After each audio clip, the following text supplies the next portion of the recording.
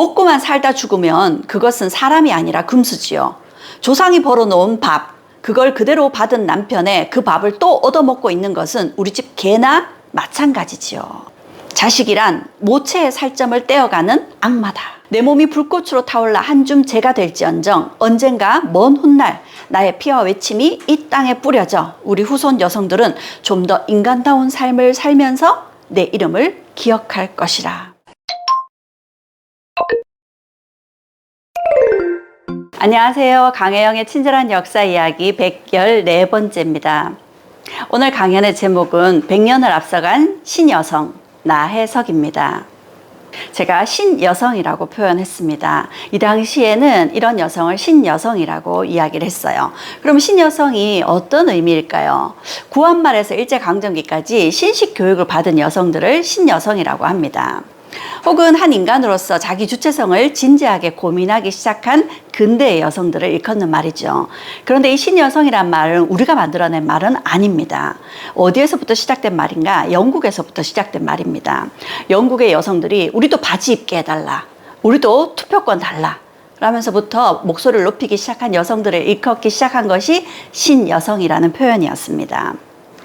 구한말과 일제강점기에도 보기 드물게 미국이나 유럽, 일본으로 유학을 다녀온 여성 인텔리들이 있었습니다. 그들의 재능은 뛰어났지만 당시의 유리천장은 너무 단단했죠. 세상을 변화시키고 싶고 세상에 맞서고 싶지만 쉽지 않았죠. 그런 여성들이 봉건사회에 맞서서 보여준 그들의 저항은 때로는 자유연애로 나타나기도 했습니다. 그 자유연애의 가장 대표적인 인물이 윤심덕과 그리고 김우진입니다. 윤심덕은 우리나라 최초의 소프라노입니다. 그리고 김우진은 극작가였죠. 한 사람은 성악가, 한 사람은 작가. 똑같이 뭔가 통하는 게 있겠죠. 예술을 이야기하는데 너무 잘 통했습니다. 일본 유학에서 이들은 함께 순례 연극단을 만들었고 사랑에 빠졌죠. 하지만 두 사람의 사랑은 쉽지 않았습니다. 왜냐하면 김우진이 유부남이었거든요. 이 당시에는 조혼의 풍습이 아직 많이 남아 있었기 때문에 10대 중반이면 결혼을 했습니다. 그 결혼이라는 건 집안에서 연결해준 사람과의 결혼이었죠. 사랑 없는 결혼이었습니다. 그러니 두 사람의 사랑은 쉽지 않았고 결국 두 사람은 제 갈 길을 가게 됩니다. 윤심덕은 소프라노였기 때문에 오페라 가수이고 싶었습니다. 하지만 그 당시에 우리나라가 오페라를 이해할 수 있는 수준이 되었겠어요? 아니었겠죠. 그렇다고 집안이 아주 풍족한 것도 아니었습니다. 생계를 위해서 그리고 동생들의 유학의 뒷바라지를 위해서 대중가요를 불러야 됐습니다. 그러던 중 일본의 한 레코드사에서 녹음을 하자는 제의가 들어왔습니다. 그래서 윤심덕은 다시 일본으로 들어갔고 김우진은 고향으로 내려가 있었죠. 고향에서 아버지의 사업을 이어서 하고 있었는데 영 내키지 않았죠. 결국 그 삶에 만족스럽지 않았던 김우진 역시도 일본으로 가출을 합니다. 그렇게 두 사람이 비슷한 시기에 다시 일본에서 만나게 되죠. 그러면 두 사람의 사랑이 이루어졌을까요? 아닙니다. 두 사람의 사랑은 결국 동반자살로 막을 내렸습니다. 두 사람은 배 위에서 바다로 뛰어들었던 걸로 보여집니다. 하지만 그 두 사람이 바다로 뛰어든 걸 본 사람은 아무도 없었습니다. 시신도 발견되지 않았습니다. 그래서 윤심덕과 김우진의 이 동반자살이 정말 동반자살인가 아니면 죽음을 가장한 도피인가 말들이 많았습니다. 그렇게 두 사람은 일본에서 부산으로 오는 배 위에서 실종되었습니다.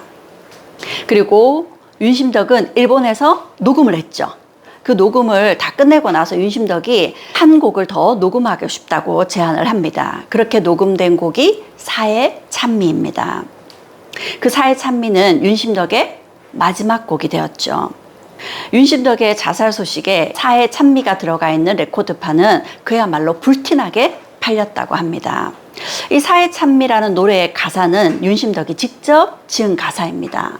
그 가사를 보면 어쩌면 윤심덕이 자살을 마음에 담고 있었는지도 모르겠다는 생각이 듭니다. 그 가사의 일부분을 보면 광막한 광야에 달리는 인생아, 너의 가는 곳 그 어디이냐, 쓸쓸한 세상 험악한 고해에 너는 무엇을 찾으려 하느냐. 그리고 김우진이 쓴 시도 있습니다. 김우진이 쓴 시 제목이 사와 생의 이론입니다. 시의 제목이 굉장히 난해하죠. 그쵸?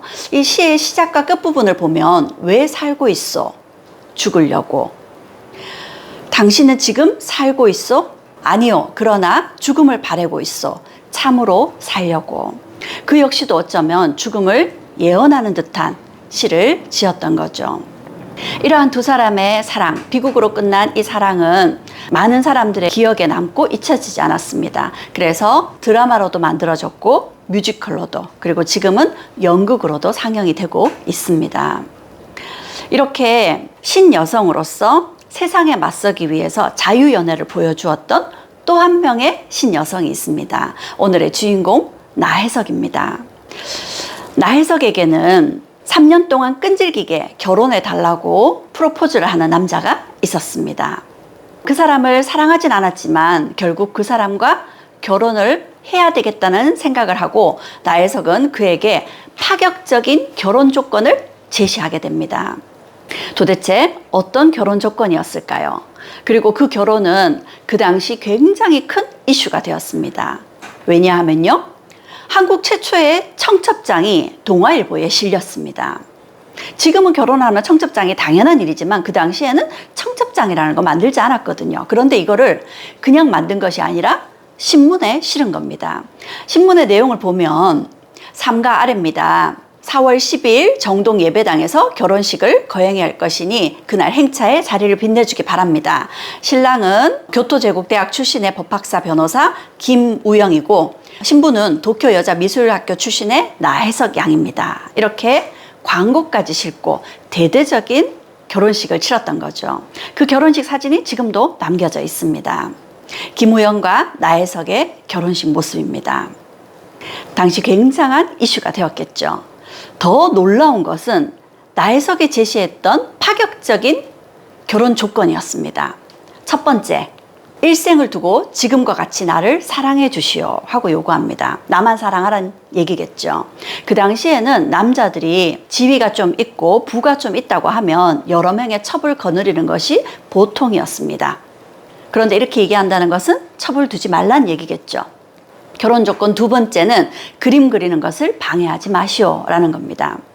자신은 보통의 여자처럼 살지 않고 자신이 원하는 그림을 그리면서 살겠다는 거였죠. 세 번째는 더욱더 파격적입니다. 시어머니와 전실 딸과는 별겁게 하여 주시오. 시어머니와 같이 살지 않겠다는 겁니다. 그리고 그 당시 김우영은 이미 한 번 결혼을 한 남자였습니다. 상처한 거였죠.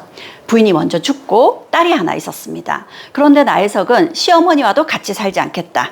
전처의 딸과도 함께 살지 않겠다 하고 요구했던 거죠. 이러한 조건을 김우영이 다 수락했던 겁니다. 그런데 조건이 한 가지 더 있습니다. 그 한 가지 조건은 더 놀라운 것입니다. 첫사랑의 무덤에 비색을 세워주세요. 나혜석의 첫사랑이 묻혀있는 무덤으로 같이 신혼여행을 가서 거기에 자신의 첫사랑의 비석을 세워달라는 것이었습니다. 도대체 나혜석에게 그 첫사랑이 어떤 의미였길래 결혼할 남자에게 이런 요구를 했던 걸까요? 나혜석의 첫사랑, 시인 최승구였습니다. 굉장히 잘생겼죠. 미남자죠. 최승구와 나혜석은 일본 유학에서 사랑에 빠졌습니다. 한 사람은 여류화가이고요. 한 사람은 시인이죠. 일제강점기 때 문학가로 굉장히 유명한 사람이 춘원 이광수라고 있죠. 그 당시에 와세다 대학에 이광수가 있다면 게이오 대학에는 최승구가 있다라고 할 정도로 굉장히 촉망받는 천재 시인이었습니다. 그리고 나혜석은 최승구와 사랑에 빠졌죠. 하지만 두 사람의 사랑 역시도 쉽지 않았습니다.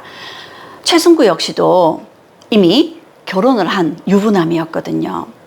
집안에 의해서 10대 때 원치 않은 결혼을 했었던 겁니다. 최승구는 나혜석을 사랑한 나머지 자신의 부인과 이혼하고 나혜석과 결혼하겠다고 합니다. 그리고 친구들 앞에서 약속하기 위해서 약혼식을 하기도 했었습니다. 그런데 집안의 반대가 만만치 않았죠. 결국 집안에서는 학비를 끊었고 그로 인한 스트레스 때문에 최승구는 병을 얻었습니다. 폐결핵이었습니다.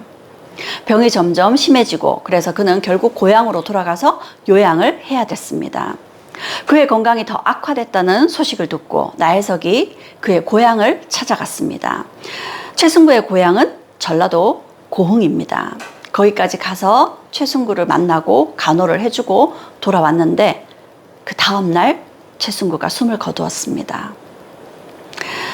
첫사랑의 사망 소식을 듣고 나혜석은 굉장히 괴로워했습니다. 내 정성을 다하여 그 친구에게 위안을 주었더라면 그는 결코 죽지 않았으리라. 내가 곤히 자다가도 깜짝 놀라 깨면 먼저 내 뇌를 때리며 내 살을 찌르는 것은 내게 이러한 유한이 있음이었다. 그러나 그 친구는 벌써 나와는 딴 세계의 사람이라. 내가 아무리 안아보고 싶어도 안을 수 없고 만지고 싶어도 만질 수 없다. 첫사랑을 잃은 슬픔의 나혜석은 좀채 헤어날 수 없었습니다. 그런 나혜석에게 끊임없이 구애를 하고 3년을 기다려 주었던 이가 남편 김우영이었습니다. 그리고 김우영은 나혜석의 파격적인 결혼 조건, 나혜석의 첫사랑, 전라도 고흥에 있는 최승구의 무덤으로 신혼여행을 갑니다. 그리고 그곳에 나혜석은 최승구와 주고받았던 편지들을 모두 불태우고 땅에 묻었죠. 그리고 그 자리에 김우영은 비석을 세워주었습니다. 이건 어떤 의미로 해석할 수 있을까요? 당당하게 자신의 첫사랑이 있었다. 그 첫사랑의 무덤에 가서 마지막 인사를 하게 해달라. 이런 당당한 요구를 할 수 있었던 여성이었습니다. 지금도 쉽지 않은 일이겠죠? 그런데 100년 전에 이런 모습을 보면 정말 당찬 여성이었다고 할 수 있겠죠. 그리고 또 한편 이제는 그 첫사랑을 잊고 당신에게 집중하겠다라는 약속을 했을지도 모르겠습니다. 그렇게 나혜석은 그 시대 보기 드문 당찬 여성이었습니다. 그럼 나혜석이 어떤 인물인지 또 그가 어떤 삶을 살았는지 여러 가지 모습으로 나누어서 이야기를 해보겠습니다. 그 첫 번째는 제목을 이렇게 붙여봤습니다. 엄친딸 페미니스트. 나혜석은 수원에 있는 부잣집 둘째 딸로 태어났습니다. 나혜석의 아버지는 용인 군수였고 할아버지는 참판을 지낸 분이셨습니다. 참판이라 그러면 차관급이에요. 굉장한 재력을 가진 집안에서 태어났죠. 그리고 아버지는 아들, 딸 가리지 않고 제대로 교육을 시켜주었습니다. 그래서 나혜석은 서울로 가서 진명여학교에 입학을 하게 됩니다. 이 진명여학교는 그 당시 황실에서 지은 학교였습니다. 이 학교에서 공부를 하고 1913년 졸업을 합니다. 그런데 나혜석의 이야기가 신문에 실렸습니다. 어떤 내용일까요? 진명여자고등보통학교의 졸업생 나혜석. 그녀는 졸업시험에 최우등 성적을 얻었다. 최우등 성적으로 졸업을 한 나혜석이 신문에 실렸던 겁니다. 그리고 그녀는 성적도 무척 뛰어났지만 미술 실력이 탁월했습니다. 그래서 둘째 오빠의 적극적인 권유로 도쿄로 유학을 가게 됩니다. 그 당시 도쿄에는 여자 미술학교가 있었는데요. 여자 미술학교로는 일본에서 유일한 학교였습니다. 그리고 그곳에서 그녀는 서양화를 전공하게 돼요. 미술학교에 진학을 했으니까 서양화를 전공하는 게 뭐 별일인가 싶은데 이 당시에는 이 미술학교에 대부분의 여학생들이 선택하는 전공은 주로 자수라든지 양재 이런 것들이었습니다. 그런데 그녀는 파격적으로 동양화도 아니고 서양화를 전공한 거죠. 그리고 그녀의 이야기는 또다시 신문에 실렸습니다. 매일신보에 실린 내용입니다. 조선 여자로 도쿄에 유학을 가서 도쿄에 있는 여자들보다 더 뛰어났다고 합니다. 조선 여자로 도쿄까지 유학을 가서도 도쿄의 여자들보다 일본 여자들보다 성적이 더 뛰어났다라고 신문에 실렸던 겁니다. 벌써 10대 후반에 여러 차례 신문에 실리는 인싸 중에 인싸였던 거죠. 그리고 그녀는 동경에서 유학생들의 학우의 단체에서 발간하는 잡지에 글을 실었습니다. 학지광이라는 잡지였는데 거기에 실린 파격적인 글의 제목이 이상적 부인입니다. 과거 및 현재를 통하여 이상적인 부인이라 할 만한 부인은 없다고 생각하는 바요. 현모양처는 이상을 정할 것도 반드시 가져야 할 바도 아니다. 여자를 노예로 만들기 위하여 부덕을 장려한 것이다. 현모양처라는 말은 폐기 처분해야 된다. 그 당시 모든 여성들의 바람이 현모양처였을 겁니다. 그리고 사회의 요구가 현모양처였죠. 그런데 그녀는 현모양처란 말은 폐기 처분해야 된다. 이런 파격적인 발언을 합니다. 그리고 인터뷰에서 이렇게 이야기를 합니다. 우리가 비난을 받지 않으면 우리의 역사를 무엇으로 꾸미잔 말이요. 다행히 우리 조선 여자 중에 누구라도 가치 있는 욕을 먹는 자가 있다 하면 우리는 안심이요. 그 당시에 세상에 맞서기 위해서 욕을 먹을 각오가 되어 있음을 보여주고 있습니다. 그렇게 그녀의 나이 20살이 되었습니다. 그러자 집안에서는 조바심이 생기겠죠. 그녀의 아버지는 혼기를 놓친 딸을 시집 보내려고 합니다. 그래서 유학을 포기하고 들어와서 시집을 가라고 하죠. 그런데 그녀가 말을 들을까요? 안 듣습니다. 그러자 학비를 끊어버렸습니다. 나혜석은 그럼에도 불구하고 휴학을 하고 돌아와서 직접 돈을 법니다. 여주 여학교에서 교사로 활동하면서 돈을 벌어서 다시 일본으로 들어갔습니다. 그리고 일본에서 동경 여자 유학생들의 친목회를 만들었습니다. 그 친목회에서 1917년에 회장으로 선출된 이가 제가 강연에서도 다루었던 대표적인 여성 독립운동가 김마리아입니다. 그리고 나혜석이 총무를 맡았습니다. 그리고 여자 유학생 친목회에서 여자계라는 잡지를 발간했어요. 그리고 이 잡지에 나혜석이 소설을 발표합니다. 소설의 제목은 경희입니다.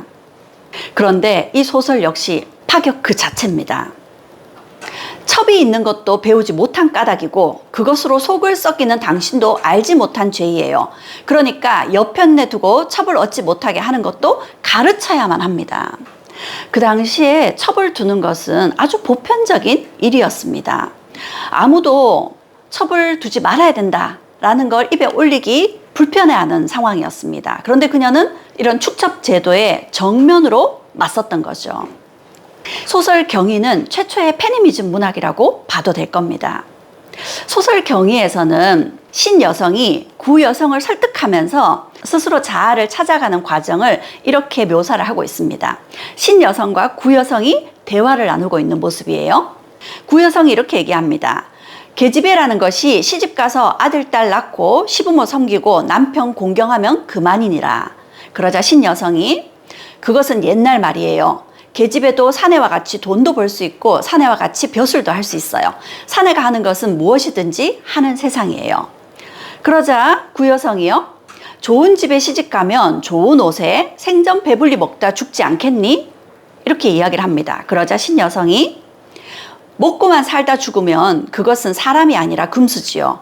조상이 벌어놓은 밥, 그걸 그대로 받은 남편에 그 밥을 또 얻어먹고 있는 것은 우리 집 개나 마찬가지지요. 굉장히 파격적인 대화죠. 그녀는 여자계라는 잡지에 이렇게 이야기를 합니다. 여자라는 것보다 먼저 사람이다. 또 조선 사회의 여자보다 먼저 우주 안 전 인류의 여성이다. 오냐? 사람이다. 그리고 그녀는 인터뷰에서 이렇게 이야기를 합니다. 조선 여자도 사람이 될 욕심을 가져야 한다. 조선 여자도 사람답게 대접받으면서 살아야 된다라는 거죠. 그녀는 잡지에 왜 이런 파격적인 글을 실었던 걸까요? 이유가 있었습니다.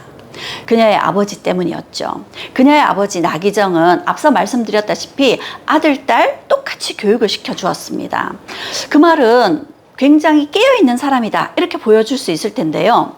아들, 딸 똑같이 교육은 시켜주었지만 결코 깨어있는 사람은 아니었습니다. 막대한 부를 가졌던 그녀의 아버지는 많은 첩을 두었습니다. 그 중에는 나혜석보다 불과 1살 많은 어린 첩도 있었습니다.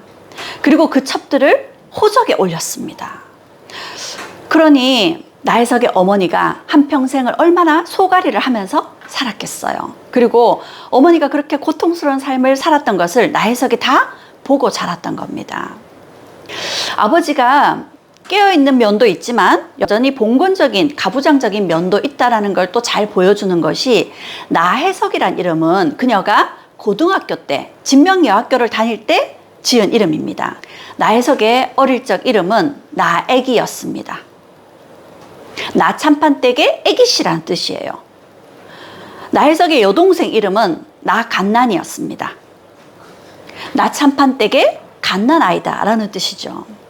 여자가 이름이 뭐 필요하냐 라는 것이 나혜석의 아버지 생각이었던 거죠. 그런 환경에서 그런 아버지 밑에서 자랐기에 그녀가 이런 파격적인 글들을 실었던 거죠. 나혜석이 도쿄 여자미술학교의 서양학과를 졸업할 때의 모습입니다. 그리고 그녀는 독립운동의 조력자의 모습을 보여주기도 했습니다. 일본 유학에 있을 당시 1919년 2월 8일 날 일본의 도쿄에서 조선인 유학생들을 중심으로 28 독립선언이 있었습니다. 그녀는 여기에 참여를 했고요. 그리고 국내에 들어와서 3.1 만세운동에 뛰어들었습니다. 3.1 만세운동에 독립선언서를 만들어서 많은 사람들에게 배포해 주었고요. 3.1 만세운동은 이후에도 걷잡을 수 없이 확산되었습니다.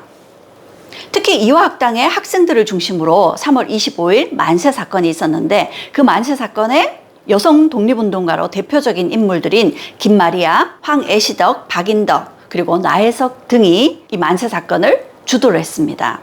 그리고 만세운동을 준비하는 과정에서 이 만세운동을 확산시키고 자금을 마련하기 위해서 직접 개성과 평양까지 나혜석이 발품을 팔면서 다녀오기도 했었다고 하죠.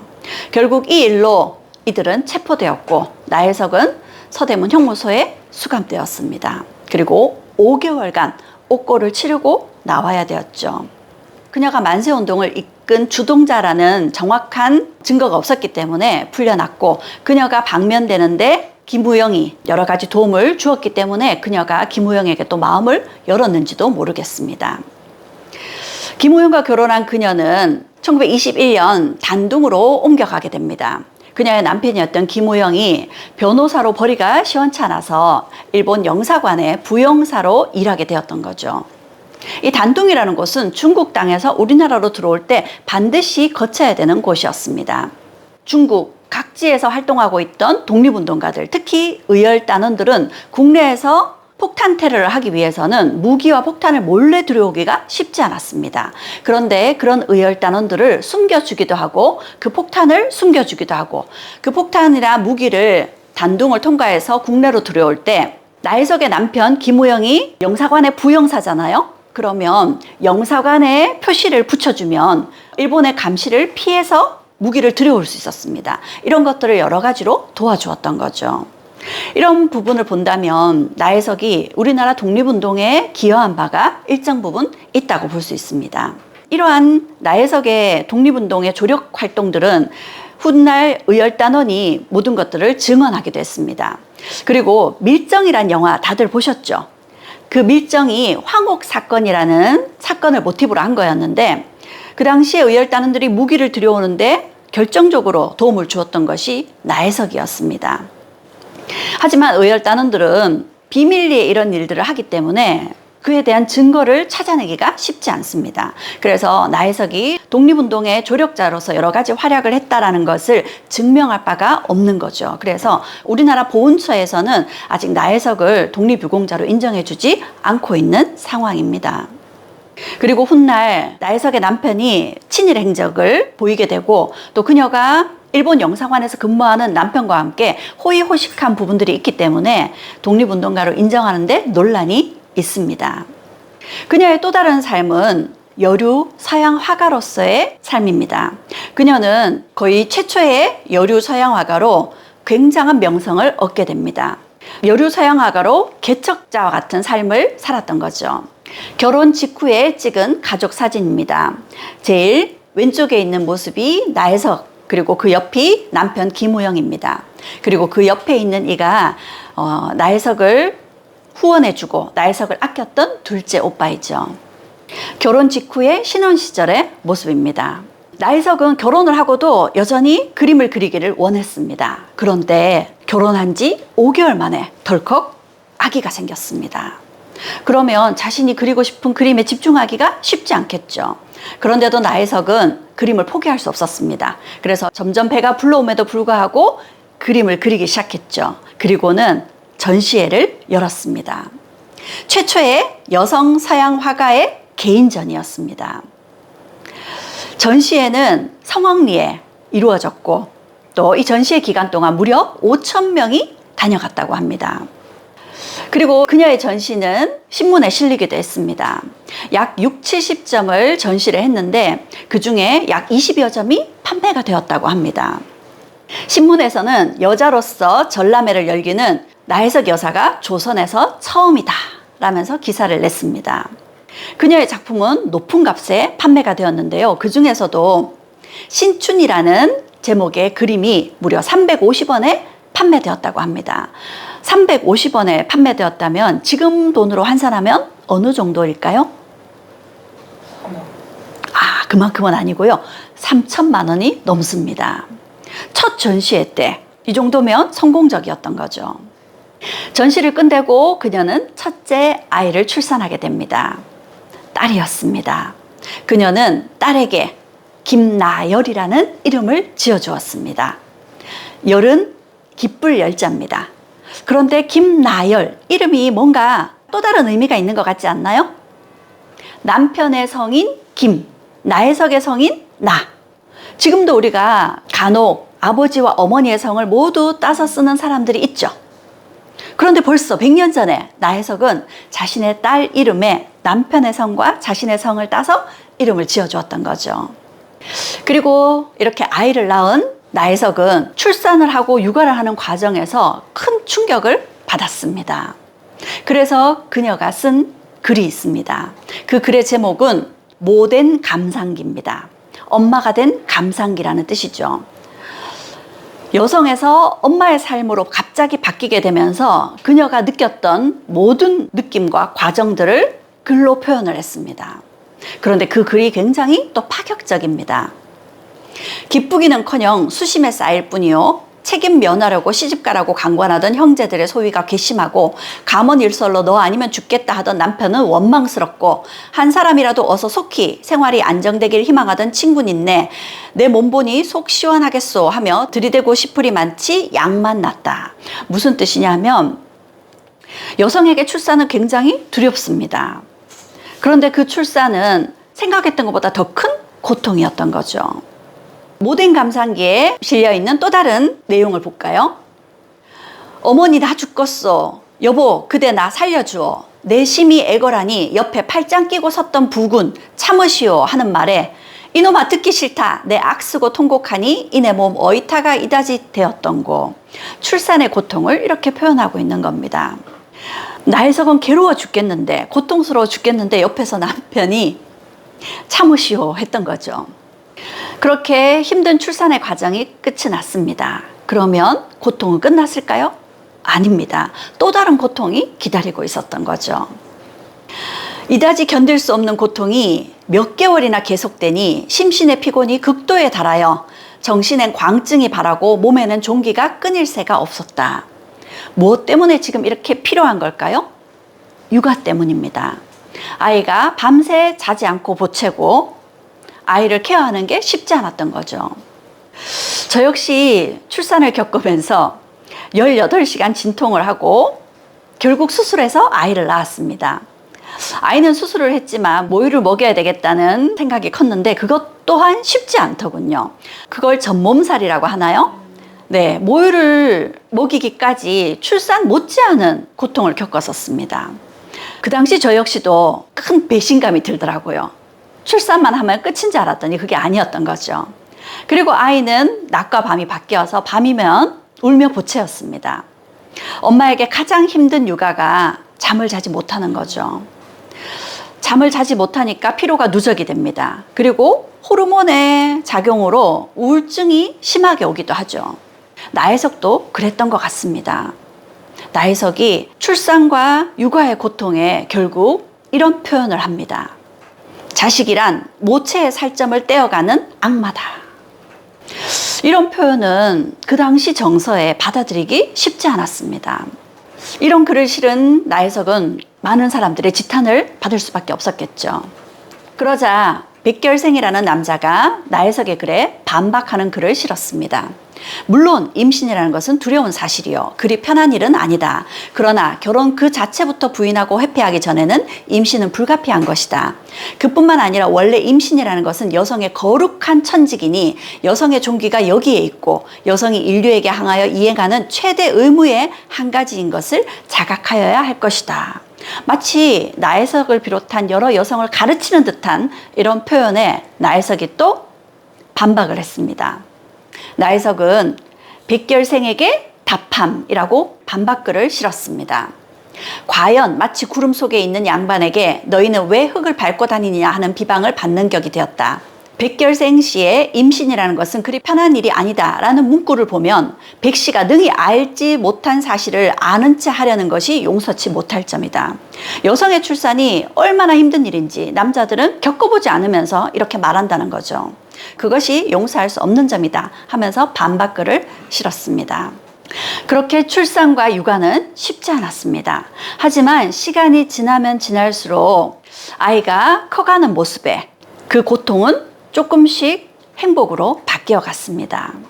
아이들의 커가는 모습을 이렇게 사진을 찍어서 모두 사진첩에 넣어서 보관을 하기도 했습니다. 그리고 나중에는 나혜석도 이렇게 이야기를 합니다. 모성애로 인하여 얼마나 만족을 느꼈으며 행복스러웠는지 모릅니다. 과연 하나 기르고 둘 기르는 동안 지금까지 애인이나 친구에게서 맛보지 못하는 애정을 느끼게 되었나이다. 그녀도 이제야 모성애가 뭔지 알게 되었다는 거죠. 이건 무슨 뜻이냐면 대부분의 사람들은, 그리고 그 당시의 사회 인식은 모성은 본능이다 라는 거였습니다. 그런데 나혜석이 겪어본 모성은 본능이 아니었습니다. 오히려 아이를 키워가는 과정에서 조금씩 만들어지는 것이 모성이었던 거죠. 그녀는 모성은 당연한 것이다 라는 사회 잣대를 정면으로 반박하면서 모성은 이런 게 모성이다 라고 자신이 생각하는 모성을 표현했던 거죠. 그리고 아이를 키우면서 또 열심히 그림을 그렸습니다. 그녀의 작품 봄이 오다와 농가라는 작품인데요. 제1회 조선미술전람회에서 입선을 차지했습니다. 그리고 이후에도 활발히 작품 활동을 했죠. 농촌의 풍경을 그렸고 남편과 함께 만주로 건너가서는 봉천 풍경을 그렸습니다. 그녀의 이런 작품들은 여러 차례 조선미술전람회에서 입선을 했습니다. 그리고 만주 지역의 천우궁이라는 모습을 그린 이 그림은 조선미술전람회에서 특선을 차지하게 됩니다. 그녀는 아이를 낳고 키우는 과정에서도 열심히 그림을 그렸고 화가로서도 조금씩 명성을 얻어가고 있었습니다. 하지만 그게 결코 쉬운 일은 아니었습니다.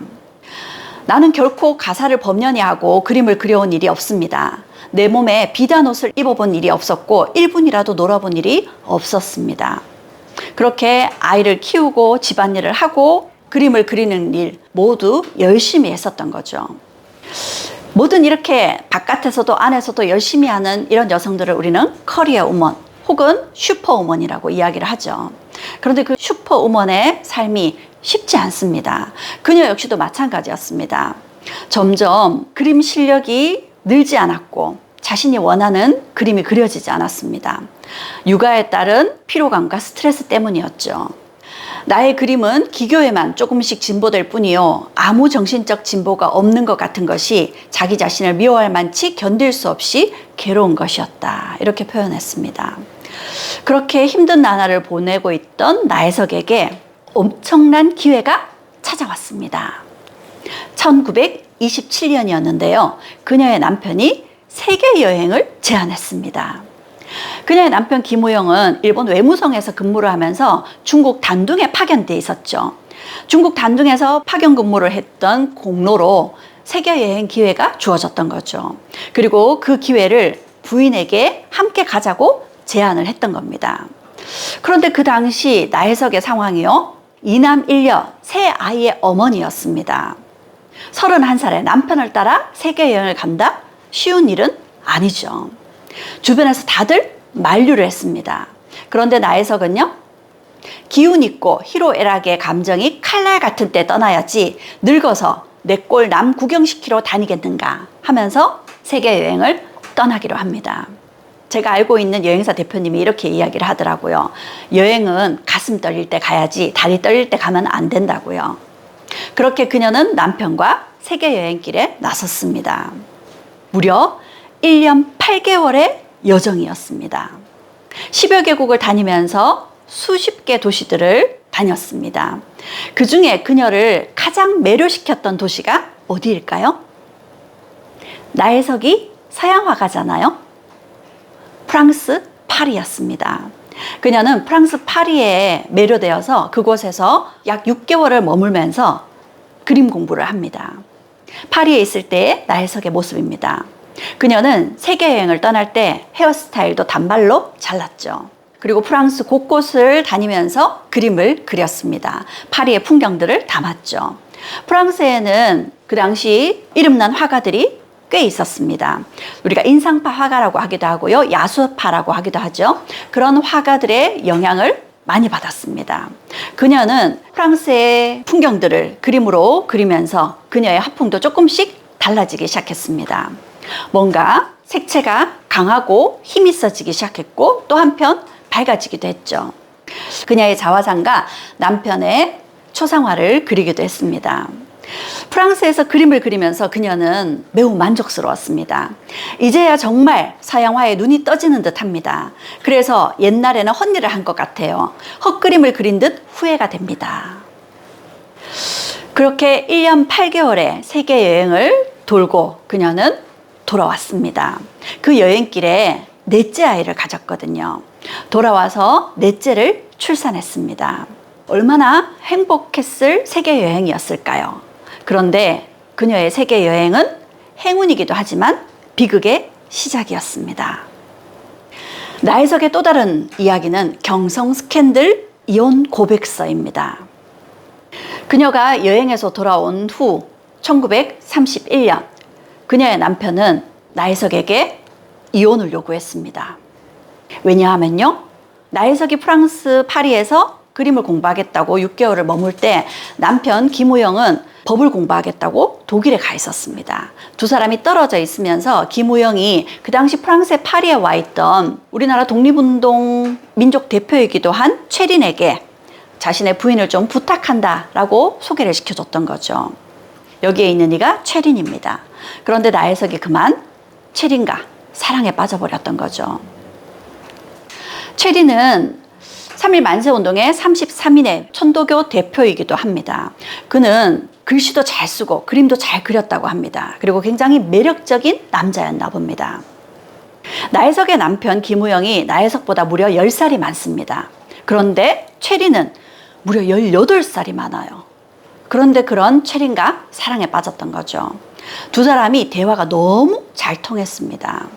조선으로 돌아와서는 최린과 더 이상 만나지 않았지만 그녀의 남편 김우영이 변호사 사무실을 오픈하면서 그리고 또 1년 8개월간 세계여행을 다녀오면서 지방 경제가 좀 악화되었던 거죠. 그래서 경제적인 궁핍함 때문에 스트레스를 받던 나혜석이 하소연하는 편지를 최린에게 보냈던 겁니다. 이러한 일들이 남편 김우영의 귀에 들어가 버렸고 결국 두 사람의 불륜이 김우영의 귀에 들어가 버렸던 거죠.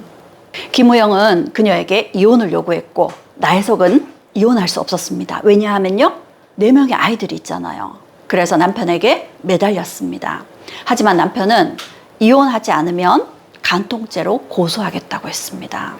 결국 나혜석은 이혼 조건을 받아들일 수밖에 없었습니다. 나혜석은 불륜을 저지르긴 했지만 자신이 그렇게 잘못을 한다는 건 미처 몰랐습니다. 외국에 나가 있던 상황이었고 그 당시 서양에서는 남편이나 부인을 두고도 바람을 피는 사람들이 종종 있었거든요. 그런 모습을 보면서 나혜석은 그게 부부간의 사랑을 더 돈독히 할 수 있는 선진적인 방법이라고 생각을 했던 겁니다.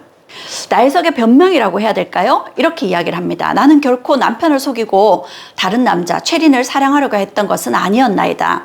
오히려 남편에게 정이 더 두터워질 거라고 믿었사외다. 서양의 남녀 부부들 사이에는 이러한 공공연한 비밀이 있는 것을 보고 진보된 사람들에게는 마땅히 있어야 될 감정이라고 생각했던 겁니다. 서양의 진보된 사람들은 부부 사이를 더 돈독하게 하기 위해서 남편이나 부인 외에 사람들과 바람을 피는 것이라고 생각을 했던 거죠. 결국 그녀는 남편과 이혼할 수밖에 없었지만 마지막으로 남편을 설득하려고 남편을 찾아가서 매달려 보고자 했었습니다. 그녀가 남편을 찾아갔을 때 남편의 방문 앞에서 남편 역시 외도를 하고 있는 모습을 봤습니다. 그녀의 외도가 먼저인지 아니면 그녀가 모르는 새 남편이 외도를 하고 있었는지는 알 수 없습니다. 하지만 그 당시에 간통죄는 여성에게만 해당되는 일이었습니다. 남자에게는 해당 사항이 없었습니다. 그리고 이혼하게 되면 양육권은 당연히 남자가 가지는 거였습니다.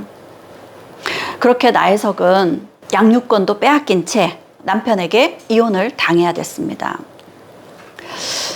시간이 좀 지나고 나서 그녀는 여러 가지로 억울한 마음이 들었습니다. 양육권도 빼앗기고 이혼도 당하고 경제적인 어려움도 겪어야 됐었고, 그럼에도 불구하고 남편은 물론이고 특히 자신과 바람을 피웠던, 자신과 외도를 했던 최리는 더 당당하게 살고 있는 모습이었습니다. 게다가 최리는 이 시기 1930년대부터 친일파로 변절하기 시작했거든요. 너무 화가 났습니다. 그래서 그녀는 자신의 결혼 생활 그리고 이혼 과정을 모두 이렇게 글로 실었습니다. 이 글의 제목이 이혼 고백서입니다. 거기에 이런 글이 적혀 있습니다. 조선 남성의 심사는 이상하외다. 자기는 정조관념이 없으면서 처에게나 일반 여성에게 정조를 요구하고 또 남의 정조를 빼앗으려고 합디다. 그리고 또 이혼 고백서에서는 이런 글을 싣고 있습니다. 조선 남성들 보시오. 조선의 남성이란 인간들은 참으로 이상하고 잘나건 못나건 간에 그네들은 적실후실에 몇 집 살림을 하면서도 여성에게는 정조를 요구하고 있구려. 하지만 여자도 사람이외다. 한순간 분출하는 감정에 흐트러지기도 하고 실수도 하는 그런 사람이외다. 남편의 아내가 되기 전에, 내 자식의 어미이기 전에 첫째로 나는 사람인 것이요. 내가 만일 당신네 같은 남성이었다면 오히려 호탕한 성품으로 여겨졌을 거외다. 조선의 남성들아, 그대들은 인형을 원하는가? 늙지도 않고 화내지도 않고 당신들이 원할 때 안아주어도 항상 방긋방긋 웃기만 하는 인형 말이요. 나는 그대들의 놀이개를 거부하오. 내 몸이 불꽃으로 타올라 한 줌 재가 될지언정 언젠가 먼 훗날 나의 피와 외침이 이 땅에 뿌려져 우리 후손 여성들은 좀 더 인간다운 삶을 살면서 내 이름을 기억할 것이라. 마치 백년 후를 내다보듯이 이렇게 글을 적었습니다. 당시 사회적인 통념에 특히 남자들을 향해서 정면으로 맞선 글이었죠. 그리고 그녀는 자신의 불륜 상대였던 최린을 상대로 고소를 합니다. 위자료 청구를 했던 거죠. 무려 12,000원이었습니다. 12,000원이면 수억에 달하는 위자료죠. 지금도 위자료는 수억씩 주기가 쉽지 않습니다. 그런데 최린을 향하여 수억의 위자료 청구를 했었던 겁니다. 이러한 나혜석의 위자료 청구 소송은 굉장히 큰 또 다른 이슈를 불러왔습니다. 신문마다 기사를 실었죠. 조선중앙일보에서는 원고인 여류화가 나혜석이 자신의 정조를 유린했다는 이유로 최린에게 위자료 청구를 했다라고 기사를 실었습니다. 이 소송의 결과는 어떻게 됐을까요? 이런 소송에 최린 역시도 사람들이 입방하에 오르게 될 테고 명성에 타격을 입을 수밖에 없었겠죠. 그 당시 꽤나 명성이 있던 최린이었기 때문에 나혜석의 이런 소송에 최린이 기사를 못 실게 하고 방해를 하고 하는 통에 이 소송이 쉽지만은 않았습니다. 결국 최린으로부터 위자료 2,000원을 받고 합의를 하게 되죠. 원했던 위자료를 다 받지 못했지만 나혜석이 이를 통해서 최린에게도 책임을 묻고 싶었던 것이었죠. 이 이혼 고백서는 사회적으로 엄청난 파장을 불러왔습니다. 이혼을 한 것이 뭐 자랑이라고, 불륜을 저지른 것이 뭐가 그리 잘한 것이라고 하면서 그녀를 지탄하는, 비판하는 손가락질이 쏟아졌습니다. 그럼에도 그녀는 나는 죽을 수밖에 없는 사람이 되고 말았나이다. 죽는 일은 십사회다. 한번 결심만 하면 뒤는 극락위에다. 그러나 내 사명이 무엇이 있는 것 같사회다. 없는 길을 찾는 것이 내 힘이요. 없는 희망을 만드는 것이 내 힘이었나이다. 그렇게 그녀는 사회적인 지탄에도 버티었습니다. 그리고 그녀는 그러한 사회적인 손가락질에도 불구하고 또 다른 파격적인 글을 실었습니다. 정조는 도덕도 법률도 아무것도 아니요. 오직 취미다. 여성의 정조는 여성의 선택이다.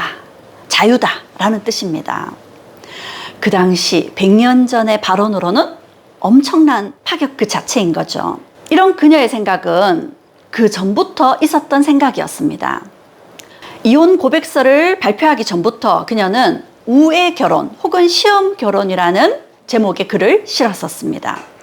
우애 결혼. 일본에는 최근 룸메이트 같은 결혼 관계가 만들어지고 있다고 하더라고요. 그리고 시험 결혼, 쉽게 얘기하면 혼전 동거겠죠, 그렇죠? 이런 제안을 그 당시에 했던 겁니다. 이혼의 비극은 여성 해방으로 예방해야 되고 시험 결혼이 필요합니다. 혼전 동거를 해보면 이혼의 비극을 어느 정도 막을 수 있다는 거였습니다.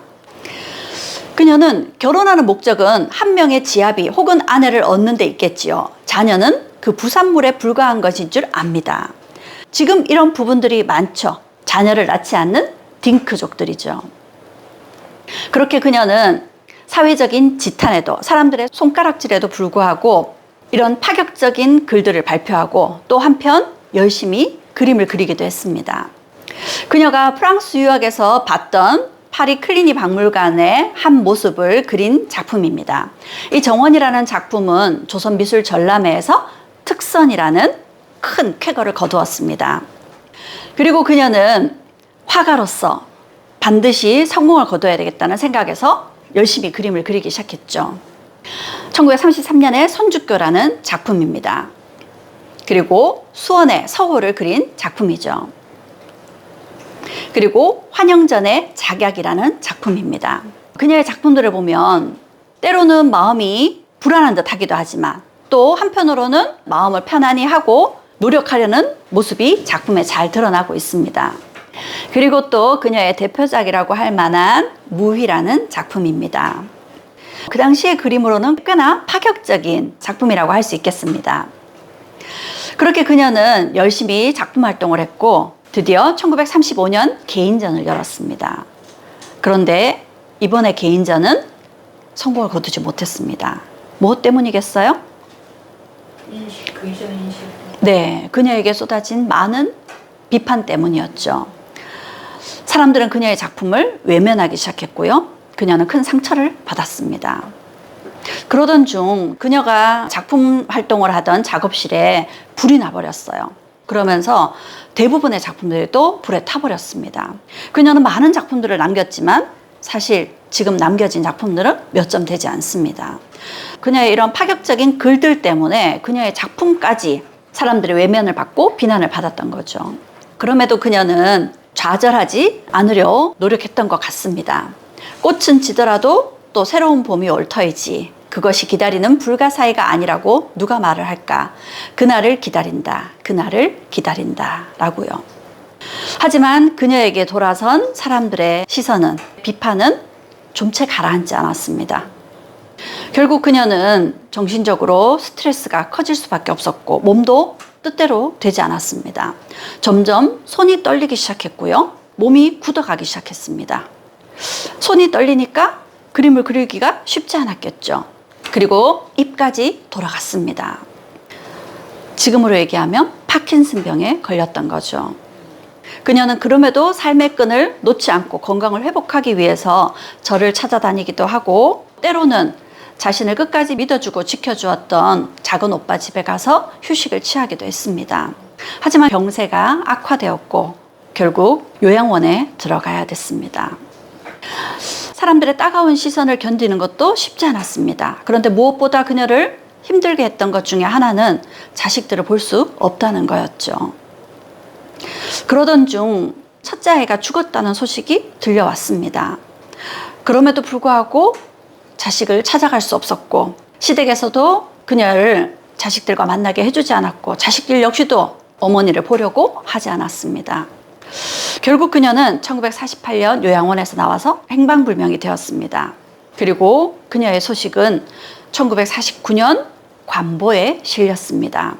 행여병자로 사망했다는 소식이었습니다. 그녀가 사망한 지 몇 달 만에서야 발견되었던 거죠. 그녀가 아이들을 생각하면서 남겼던 글입니다. 사남매의 아이들아, 애미를 원망치 말고 사회 제도와 도덕과 법률과 인습을 원망하라. 네 애미는 과도기의 성각자로 그 운명의 줄에 희생된 자이였더라. 후일 외교관이 되어 파리에 오거든 네 어미 묘를 찾아 꽃 한 송이 꽂아다오. 그녀는 더 이상 조선 땅에 머물 수 없었죠. 그래서 파리로 가려고 했지만 아이들 때문에 결국 프랑스로 떠나지 않았던 거죠. 그렇게 나혜석은 여러 가지 모습의 삶을 살았습니다. 그녀는 한국 최초의 여성 서양 화가이기도 하고요. 한국 최초의 여성 세계 여행가이기도 합니다. 한국 최초의 이혼 여성이기도 하고요. 한국 최초의 페미니스트이기도 합니다. 마지막으로 그녀가 남긴 파격적인 시를 보겠습니다. 인형의 집이라는 시입니다. 내가 인형을 가지고 놀 때 기뻐하듯 아버지의 딸인 인형으로 남편의 아내 인형으로 그들을 기쁘게 하는 위안물 되도다. 남편과 자식들에 대한 의무같이 내게는 신성한 의무 있네. 나를 사람으로 만드는 사명의 길로 밟아서 사람이 되고자. 나혜석은 이런 시를 지었지만 인형이 되기를 거부했습니다. 그녀는 여자이기 전에 사람이 되기를 원한다 라고 세상을 향해 소리쳤습니다. 그녀의 메아리는 100년 후 지금은 어떤 모습일까요? 제가 최근 신문 기사를 보면서 엑셀이온이란 말을 들었습니다. 결혼할 때 남녀가 반반 힘을 합해서 결혼 준비를 하고 또 결혼을 해서는 엑셀이온이라는 게 신랑과 신부가 똑같이 일을 분담한다는 거죠. 가정경제의 비율도 똑같이 분담을 하고 가사도 똑같이 분담을 하고 그걸 조금 더 양쪽이 손해를 보지 않고 똑같이 하겠다고 엑셀을 작업한다는 거죠. 결국 그 때문에 잦은 트러블이 생기고 엑셀 이혼이란 말까지 나왔다고 합니다. 그리고 요즘 부부들 집값에 아이 키우는 데 들어가는 비용 때문에 아이 없이 사는 딩크족들이 상당히 많습니다. 최근 조금씩 출산율이 반등하기 시작했다고는 하지만 여전히 27%가 딩크족이라고 합니다. 나혜석으로부터 100년 후 지금은 어느 정도 양성평등이 이루어져 가고 있는 모습이라고도 할 수 있겠습니다. 하지만 완벽한 것은 아닙니다. 여전히 한 부분에서는 차별이 남아있기도 하고요. 또 어떤 부분에서는 역차별이라는 말이 나올 정도로 또 큰 변화가 있기도 합니다. 100년 전에는 신분제 사회의 잔재로 인한 차별이 남아 있었습니다. 그리고 가부장제로 인한 여성의 차별이 굉장히 심했었죠. 요즘에는 여성에 대한 차별은 어느 정도 바뀌었고 지금도 달라지고 있지만 다양한 양상의 약자들에 대한 차별은 오히려 더 확산되고 있는 측면도 있는 것 같습니다. 나혜석은 100년 전 문제적 여자였습니다. 그녀는 여자이기 전에 사람이고 싶었다 이렇게 얘기했죠. 그리고 그녀는 또 이렇게 소리쳤습니다. 내 삶이 걸작이고 싶어요. 누구나 자신의 삶을 걸작으로 만들고 싶습니다. 그래서 저는 나혜석의 이 말을 통해서 오늘 강연의 마지막 메시지를 전하고 싶습니다. 우리는 모두 각자의 삶을 걸작으로 만들 권리가 있다는 것을 잊지 마셨으면 합니다. 경청해 주셔서 감사합니다.